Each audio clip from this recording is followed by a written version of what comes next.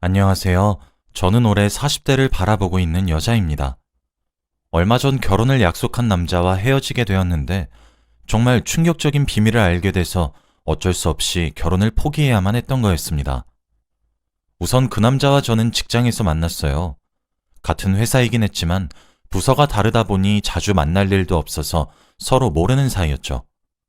그런데 제가 구내 식당에 가서 점심밥을 먹으려고 갔는데 자리로 가던 도중 발을 잘못 디뎌서 넘어지는 바람에 식판을 엎게 되었습니다. 사람들도 너무 많고 창피해서 얼른 일어나려고 하는데 발목이 너무 아파서 움직여지지 않더라고요. 저는 그 자리에서 눈물이 맺히기 시작했고 아무도 저를 도와주지 않아서 서러웠습니다. 사람들은 넘어져 있는 저를 보고 지나가기만 했거든요. 얼른 일어서야지 하고 안간힘을 쓰고 있는데 갑자기 한 남성이 저한테 업히세요 라고 말을 걸어오더라고요. 저는 아무 남자한테나 그렇게 업히는 여자가 아닌데 그 상황에는 일어설 수 있는 힘조차 없었고 도움이 너무나 필요했기에 그 남자한테 업혀서 구내식당을 빠져나왔습니다. 그 사람은 식당과 거리가 먼 곳에 있는 한 휴게실로 저를 데리고 갔고 소파에 사뿐히 앉혔죠.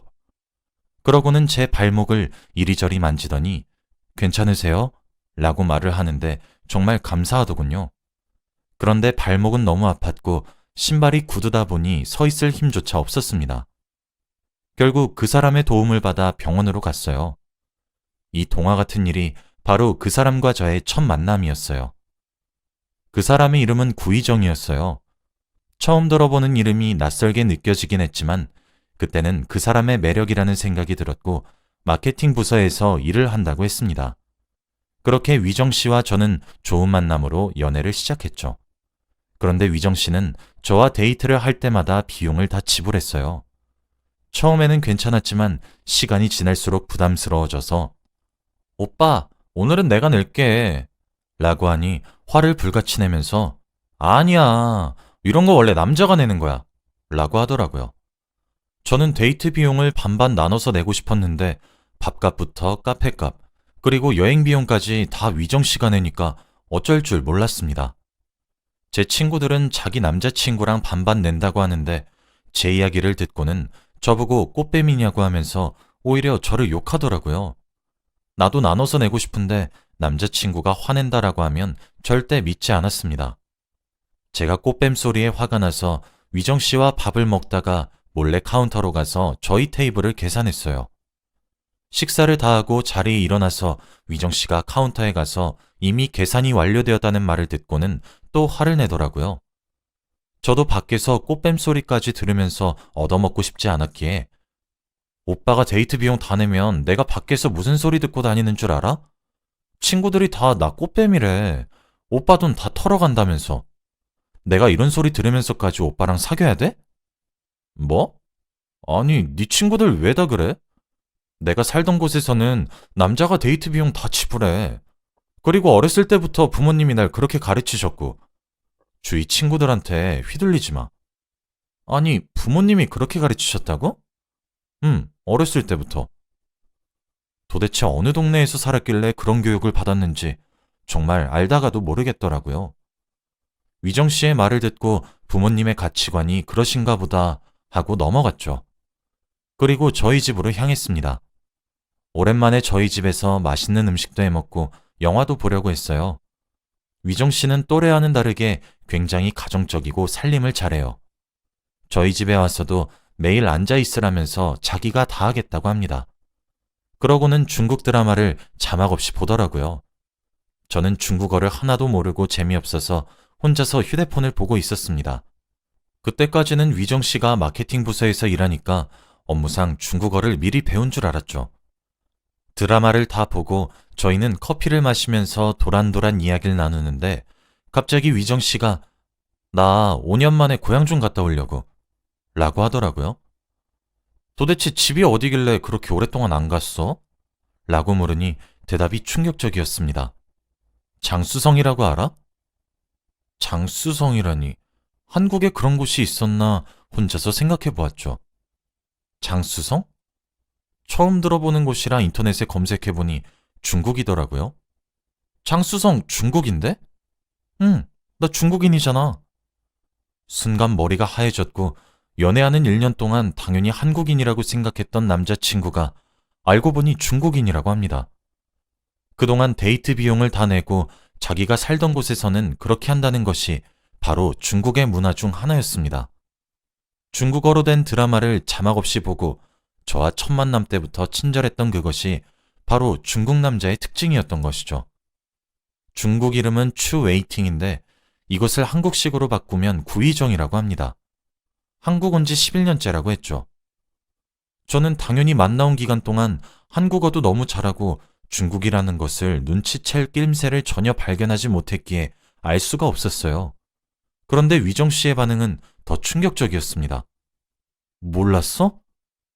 위정 씨는 당연히 제가 알고 있는 줄 알았대요. 그리고 고향집에 결혼할 여자를 데려가겠다고 말을 해놨다고 합니다. 솔직히 위정 씨가 중국인인 사실을 알게 되니까 결혼이 조금 고민이 되었어요. 당연히 한국인 남편을 만나서 한국 아이를 낳으면서 살고 싶었는데 중국 남자와 결혼을 하게 되면 아이의 국적은 어디로 해야 할지부터 해서 오만 가지 생각이 다 들더라고요. 온갖 생각을 하면서 멍 때리고 있는데 그때 위정 씨가 제 손을 잡더니 내가 잘할 수 있어. 우리 지금까지 잘해왔잖아. 난 너 사랑해. 라면서 믿음을 주었죠. 그때 저는 위정 씨가 여전히 좋았고 저에게 듬직한 남자였기에 위정 씨의 고향에 같이 방문하기로 했습니다. 저는 한 번 더 그 사람이 좋아진 계기가 된 것 같아 머리를 쓰담쓰담 하려고 하는데 갑자기 위정 씨가 화를 내면서 머리를 피하더라고요. 머리 만지면 안 돼! 저한테 단 한 번도 진심으로 정색을 한 적이 없던 위정 씨가 그렇게 화를 내니까 왠지 화가 나더라고요. 여자친구가 남자친구 머리도 못 만져? 내 손길이 싫어? 미안, 내가 머리카락 만지는 걸 싫어해서. 위정 씨는 다른 건 다 괜찮지만 머리를 만지는 건 정말 싫어했어요. 어느 정도였냐면 머리를 만질 거면 차라리 때려 라고 할 정도였거든요. 그 정도로 싫어하는 이유를 알지 못했지만 그래도 이해하려고 했답니다. 며칠 뒤 떨리는 마음으로 같이 중국에 도착했고 공항에서 나오니 리무진이 있더라고요. 혼자 속으로 와 멋있다 하고 있는데 위정 씨가 제 손을 잡더니 그 리무진으로 끌고 갔습니다. 그리고는 문을 열어주었고 타! 라고 하더라고요. 저는 중국의 방문을 환영해준다고 이렇게 이벤트로 준비했나 보다 싶어서 리무진을 타고 위정 씨의 집으로 갔어요. 리무진이 멈추고 차에서 내렸는데 저는 입이 떡 벌어지고 말았습니다. 집이 무슨 성 같았거든요. 역시 대륙이라서 그런지 한국의 부자와는 차원이 달랐고 마당이 무슨 놀이공원 크기였죠. 집도 한두 채만 있는 것이 아니었습니다. 건물 곳곳에는 금장식이 널브러져 있었고 일하는 직원들도 아주 많았죠. 처음에는 호텔인 줄 알았지만 알고 보니 위정 씨의 집이었습니다. 위정 씨는 중국에서 유명한 부자였던 것이죠. 직원이 이끄는 곳으로 가서 위정 씨의 부모님을 뵀는데 두 분 다 젊으시고 예쁘고 잘생기셨더라고요. 그리고 제가 한국말밖에 할 줄 모르니 통역사도 배치해 주셨습니다. 같이 식사를 하고 중국 문화를 조금씩 배워가면서 거기서 며칠을 묵었네요. 수저와 접시가 다 순금이었고 집도 너무 컸습니다. 그러면서 어머니께서 우리 아들이랑 결혼할 건가요? 라고 물어보더라고요. 네, 하고 싶습니다. 라고 하니 우리 집이랑 너무 잘 어울려요. 우리 가족이 된 걸 환영합니다. 라고 하셨죠. 위정 씨는 중국에서 결혼은 가족과 가족이 만나서 정말 하나의 가족이 되는 것이라고 했는데 그때 금들을 보니까 저도 모르게 욕심이 생겼는지 이 집의 구성원이 되고 싶더라고요. 직원들이 다 있으니 시댁살이도 없을 거고 평생 돈 걱정 없이 살 수 있을 것 같아 얼른 결혼을 하고 싶었죠. 다행히도 위정 씨 부모님도 저를 마음에 들어 하시는 눈치라 결혼 이야기도 자주 오고 갔어요. 제가 며칠을 묵으면서 중국어도 열심히 배워서 짧은 말이라도 하니 되게 좋아하시더군요. 귀엽다, 사랑스럽다, 많은 애정 표현을 해주니까 한국에 가기 싫을 정도였죠. 처음에는 위정 씨가 중국인인 사실을 알았을 때에는 외국인에 대한 거부감도 들었고 결혼을 다시 생각해 보려고 했지만 위정 씨 부모님을 만나니 그 생각이 싹 사라졌습니다. 문화가 다르고 말이 전혀 통하지 않지만 이해해 주시는 분들이었거든요.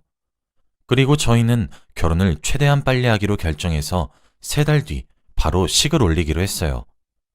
저는 어렸을 적 부모님이 일찍 돌아가셔서 부모님도 안 계셨고 친척들도 없었기에 혼자서 일을 진행해도 괜찮았습니다. 그렇게 결혼 날짜를 다 잡고 위정 씨와 평생을 함께할 준비를 했죠.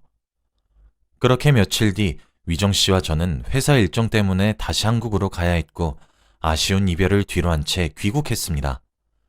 그리고 위정 씨는 차를 끌고 저희 집으로 데려다 주었죠. 그때 갑자기 저는 위정 씨가 부자인데 왜 저희 회사에서 일을 하는지 궁금하더라고요. 위정 씨는 취미로 하는 거지. 재밌잖아. 라고 하면서 자신이 하는 일이 단순히 취미로 한다고 했어요. 마케팅 부서다 보니 사람들을 많이 만나는데 그 과정이 자기는 즐겁다고 했습니다. 이 사람과 결혼 약속하길 정말 잘했다라는 생각이 들었고 그때 위정 씨의 차는 저희 집에 도착했죠. 이대로 집으로 들어가긴 아쉬워서 차에서 이야기를 더 하고 들어가려고 했습니다. 오빠, 근데 나 아직도 오빠가 중국인인 게 안 믿긴다? 나도 한국에서 11년 살다 보니까 중국이 어색하더라. 그런데 혹시 말이야, 중국인인 거 말고 또 숨기는 건 없어? 내가 나중에 알게 되면 또 식겁할지도 모르잖아. 안 그래도 진지하게 고백할 게 있었어. 응? 뭔데? 나 사실 가발 쓰고 다녀. 그래? 그때까지 저는 부분 가발처럼 특정 부위만 붙여서 사용하는 가발인 줄 알았기에 별로 실감이 나지 않았습니다. 그러면 가발 한번 벗어줘봐. 위정 씨는 놀라지 말라고 했고 저는 조그만하게 있는 건 줄 알았는데 갑자기 예고도 없이 위정 씨는 자신의 머리 위에 얹어져 있던 가발을 훌러덩 벗으면서 해맑게 웃더라고요. 어때? 정말 이런 말 하면 안 되지만 민머리인 위정 씨를 보는데 타코야끼 같았습니다. 솔직히 위정 씨의 얼굴이 그렇게 잘생긴 편이 아니었는데 머리카락까지 없다 보니까 못생겨 보이고 정이 뚝 떨어지더라고요. 오빠, 장난이지? 나 놀리려고 일부러 민머리인 척 하는 거지? 무슨 소리야? 너 몰랐어? 아니, 정말로 오빠 대머리라고? 왜? 밀었어? 아니, 유전인데? 난 너가 이미 눈치챈 줄 알고. 괜찮아. 나 머리 심을 거야. 병원도 이미 알아놨어. 대머리인 거 왜 숨겼어? 어느 정도 알고 있지 않았어? 내가 자주 머리 빠진다고 했고, 내가 머리카락 만지는 거 싫어한다고 했잖아. 아니, 오빠 매일 가발을 쓰고 있는데 머리숱이 없는 걸 어떻게 알아? 가발은 진짜 뭐냐? 생각도 못했어. 난 네가 어느 정도 알고 입 닫고 이해해줄 줄 알았는데 이렇게까지 화를 내야 돼? 위정 씨는 오히려 적반하장으로 탈모인 자신을 이해 못해주냐고 했습니다. 위정 씨의 민머리를 보니까 미래가 깜깜해졌고 결혼은 정말로 하기 싫어지더라고요. 만약에 아이를 낳으면 탈모도 유전될 텐데 저희 아이가 탈모가 되는 것은 도저히 볼 수 없었습니다. 너무 당황스러웠던 나머지 위정 씨에게 시간을 좀 갖자고 한 뒤 집으로 뛰쳐 올라왔어요.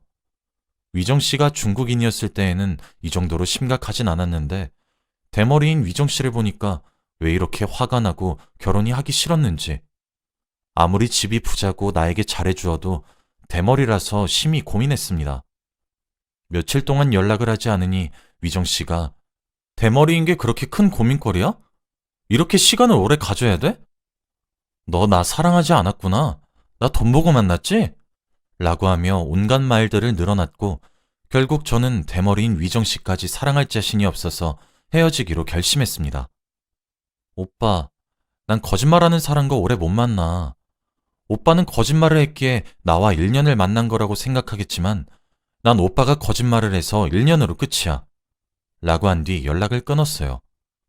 연락을 끊으니까 중국에 계시는 위정 씨의 부모님까지 참견하시면서 저에게 선물들을 가득 보내며 다시 한 번만 더 생각해달라고 하더라고요. 처음에는 먹을 걸 보내시더니 점점 더 커져서 금반지, 금목걸이를 보내시더니 그러다가 차까지 보내셨습니다. 저는 전부 다 받지 않고 다시 다 돌려보냈죠. 그렇게 하니 나중에는 아예 금괴를 보내셨어요. 이럴수록 정이 더 떨어지는 거 있죠. 그리고 회사에 가면 위정 씨는 저를 졸졸 따라다니면서 나 머리 심을게. 어? 제발 한 번만 봐주라. 나 요즘 탈모약도 먹고 있어. 라고 하며 귀찮게 했습니다. 며칠 동안 그렇게 따라다니니 너무 힘들어서 저도 모르게 타코야끼 수준의 대머리에 심는 것도 한계가 있어. 라고 홧김에 말해버렸네요. 그 말에 충격을 받았는지 더 이상 따라다니지 않습니다. 제 인생에서 이 일이 아주 놀랍고 황당한 일이에요. 결혼을 생각하고 만났던 남자친구가 알고 보니 중국인이었고, 더 놀라운 건 중국인의 유명한 부잣집 아들이었을 뿐더러 대머리라뇨. 다 좋지만 대머리는 감당하지 못할 것 같아요. 그리고 저에게 비밀로 하고 결혼 약속을 하고 나서 밝힌다뇨. 저만 결혼 전에 파토낸 나쁜 여자 만드는 셈 치는 거 아닌가요? 그리고 길거리에서 파는 타코야끼만 보면 위정 씨가 생각이 납니다. 지금은 위정 씨가 저희 회사를 그만두었어요. 일은 취미로 했던 사람이니까 그만두는 것도 쉬웠겠죠. 그리고 아마 중국으로 돌아간 것 같아요. 어디서 뭘 하는지 전혀 알지 못하고 연락처도 다 차단을 해버려서 근황을 전혀 알지 못합니다.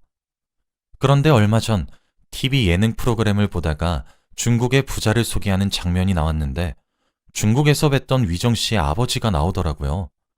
그러면서 인터뷰도 하시고 위정 씨의 집이 소개되는데 그때는 좀 신기했습니다. 친구들한테는 제가 겪었던 이야기들을 전혀 말하지 않았어요. 혹시라도 일이 커져서 부풀려지면 피해가 갈 것 같았거든요. 지금은 회사 일에 빠져서 돈만 열심히 벌자 하면서 살고 있네요. 가끔씩 일이 너무 힘들면 중국에서 탔던 리무진이 그렇게 생각이 납니다. 여러분들도 이성을 만난다면 잘 보고 만나세요. 나이가 이제 40이 다 되어가니까 결혼 생각도 슬금슬금 없어집니다. 제 이야기는 여기까지예요. 들어주셔서 감사합니다.